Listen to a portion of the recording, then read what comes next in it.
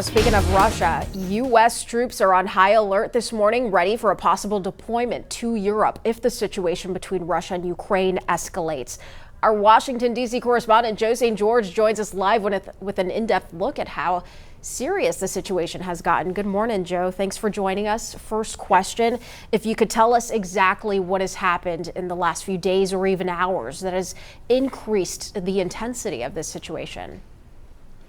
Yeah, good morning. You know, this is a situation that we expect to develop each and every day. At some times, it seems like it's changing by the hour. The big headline today, I suspect, will be that President Biden is continuing to believe, and the White House believes, that there is a diplomatic path out of this that doesn't involve conflict, that doesn't involve American troops, more American troops being deployed to the region. Potential economic sanctions are certainly in play. Let's remind our viewers, if we can, waking up with this morning, where things stand. We have a bullet list for you we can show you.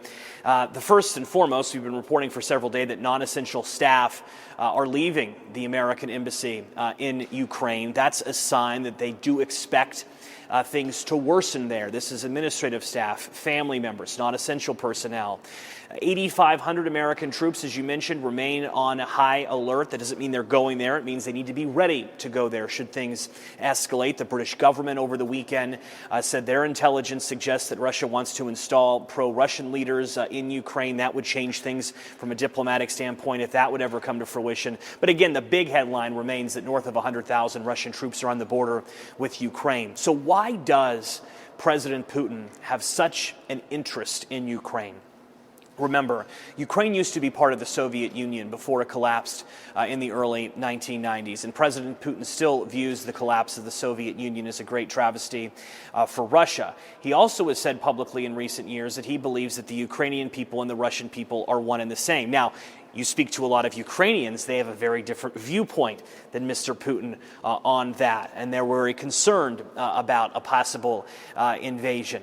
As far as how it could impact life in your community, certainly gas prices could be disrupted if there is any further conflict between Russia and Ukraine.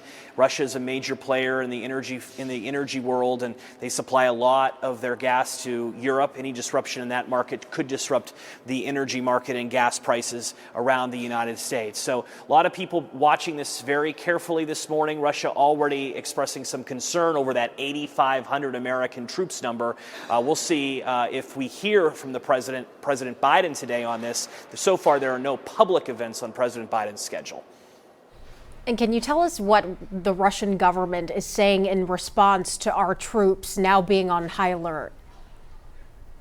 Yeah, obviously they don't like this, and they haven't liked, that's part of this conflict, why there's so many Russian troops on the border with Ukraine in the first place. Yes, when you speak to foreign policy experts, that there's a little bit of ego maybe here, President Putin thinking about his legacy here, but President Putin and Russian leaders have said they're upset with how close Ukraine has been with the West in recent years. They're upset with the number of military equipment, military alliances that the Ukraine is relying on. Right now, for the first time since the Cold War, the USS Harry Truman is conducting joint exercises with NATO. That shows you how severe the situation is. Obviously, that further agitates Russia. But as President Biden said last week during his press conference, the White House continues to reiterate it's President Putin's decision ultimately, and we just don't know what that decision will ultimately be. From a foreign policy and intelligence standpoint, though, you don't put 100,000 troops on the border with a country unless you are at least prepared to do something. Hey, Joe, thank you so much for your time today, and thank you for breaking this situation down for us. We look forward to speaking with you again next week.